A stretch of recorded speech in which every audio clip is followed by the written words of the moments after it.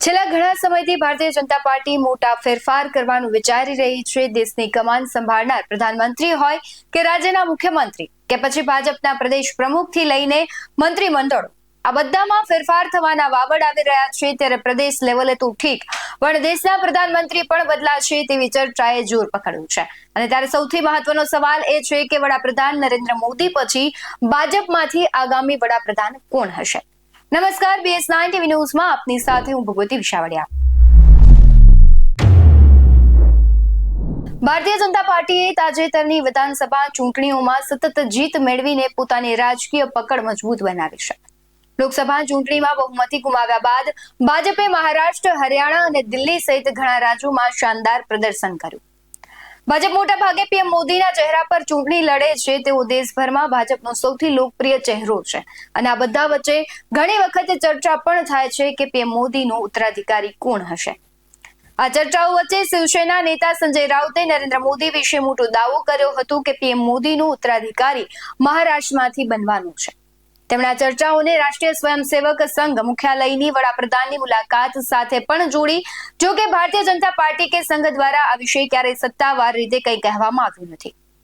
આ ચર્ચા વધુ તેજ ત્યારે બની કે જ્યારે વડાપ્રધાન હવે 75 વર્ષના થવાના છે, કારણ કે ભાજપમાં નેતાઓ 75 વર્ષની ઉંમરે પહોંચ્યા પછી નિવૃત્ત થાય છે। પીએમ મોદી 74 વર્ષના છે। તેઓ 17 સપ્ટેમ્બર 2025ના રોજ 75 વર્ષના થશે અને હાલમાં પીએમ મોદી આ વર્ષે નિવૃત્ત થશે કે નહીં તે અંગે સત્તાવાર રીતે કંઈ કહેવામાં આવ્યું નથી। તે જ સમયે ફેબ્રુઆરી 2025માં કરવામાં આવેલા ઇન્ડિયા ટુડેના mood of the nation survey અનુસાર નરેન્દ્ર મોદીના ઉત્તરાધિકારી માટે અમિત શાહ અને યોગી આદિત્યનાથ વચ્ચે સખત સ્પર્ધા હતી। જ્યારે સર્વેમાં વડાપ્રધાન નરેન્દ્ર મોદીના ઉત્તરાધિકારી વિશે પ્રશ્ન પૂછવામાં આવ્યો ત્યારે સૌથી મોટી સ્પર્ધા કેન્દ્રીય ગૃહપ્રધાન અમિત શાહ અને ઉત્તર પ્રદેશના મુખ્યમંત્રી યોગી આદિત્યનાથ વચ્ચે થઈ રહી હતી। સર્વેમાં 26.8 લોકોએ અમિત શાહને આગામી વડાપ્રધાન બનાવવાની ઈચ્છા વ્યક્ત કરી, જ્યારે 14.6 લોકો એવા છે કે જે નીતિન ગડકરીને પ્રધાનમંત્રી બનાવવા ઈચ્છે છે।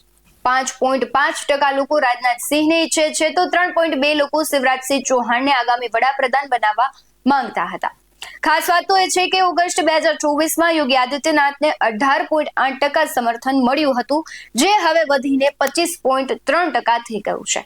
તે જ સમયે અમિત શાહ અને યોગી આદિત્યનાથ વચ્ચે બહુ ફરક હવે જોવા મળતો નથી। સર્વેમાં એ પ્રશ્ન પણ પૂછવામાં આવ્યો કે અત્યાર સુધી દેશના શ્રેષ્ઠ વડાપ્રધાન કોણ રહ્યા, તો તેના જવાબમાં 50.7% લોકોએ નરેન્દ્ર મોદીને શ્રેષ્ઠ વડાપ્રધાન માન્યા। તે જ સમયે 13.6% લોકોએ ડોક્ટર મનમોહન સિંહ, 11.8% લોકોએ અટલ બિહારી વાજપેયી, 10.3% લોકોએ ઇન્દિરા ગાંધી, 5.2% લોકોએ પંડિત જવાહરલાલ નહેરુને શ્રેષ્ઠ વડાપ્રધાન ગણાવ્યા।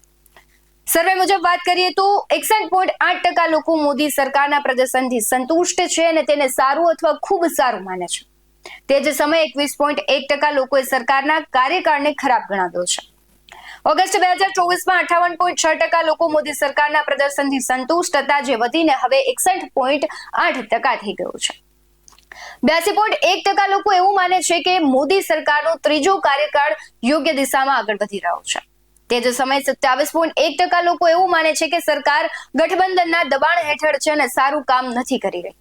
સર્વેમાં 15.2 લોકો એવા છે જે અયોધ્યામાં રામ મંદિરના નિર્માણને લઈને મોદી સરકારની સૌથી મોટી સિદ્ધિ ગણાવી રહ્યા છે અને 13.2 લોકોએ મોદી સરકાર હેઠળ રાજકીય સ્થિરતાને સૌથી મોટી સિદ્ધિ પણ ગણાવી હતી।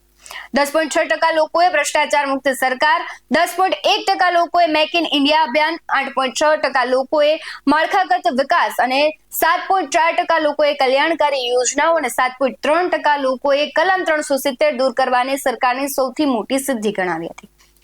આ સમગ્ર સર્વેક્ષણમાં સ્પષ્ટ થયું છે કે જનતાની નજરમાં વડાપ્રધાન મોદીની લોકપ્રિયતા અકબંધ છે। જો કે વડાપ્રધાન પદ માટે અમિત શાહ અને યોગી આદિત્યનાથ વચ્ચે કઠિન સ્પર્ધા ચાલી રહી છે। આ ઉપરાંત મોદી સરકારની સિદ્ધિઓ, ખાસ કરીને રામ મંદિરના નિર્માણ અંગે જનતાના સકારાત્મક પ્રતિભાવ જોવા મળ્યા છે। સમગ્ર જે સર્વેક્ષણ છે 2 જાન્યુઆરીથી 9 ફેબ્રુઆરી 2025 દરમિયાન હાથ ધરવામાં આવ્યું હતું, જેમાં 1,25,123 લોકોના મંતવ્યો લેવામાં આવ્યા હતા, જેમાં લોકસભા ચૂંટણી પહેલા જનતાના વિચારનું વિશ્લેષણ પણ કરવામાં આવ્યું હતું। હવે આગામી દિવસોમાં કોણ વડાપ્રધાન હશે એ લોકપ્રિયતા પર પણ તો આધારિત જ છે, પરંતુ આગામી ભાવિ ભારતીય જનતા પાર્ટી અને કહેવાય છે કે RSS નક્કી કરશે। તમને શું લાગી રહ્યું છે કે આગામી વડાપ્રધાન કોણ બનશે? કમેન્ટ બોક્સમાં જરૂરથી જણાવજો. આવા જ વધુ અહેવાલો સાથે ફરી મળતા રહીશું. તમે અમારી YouTube ચેનલને સબસ્ક્રાઇબ કરવાનું, અમને ફેસબુક અને ઇન્સ્ટાગ્રામ પર ફોલો કરવાનું ભૂલશો નહીં. બાકી અવનવી અપડેટ્સ મેળવવા માટે જોતા રહો BS9 ન્યૂઝ. નમસ્કાર.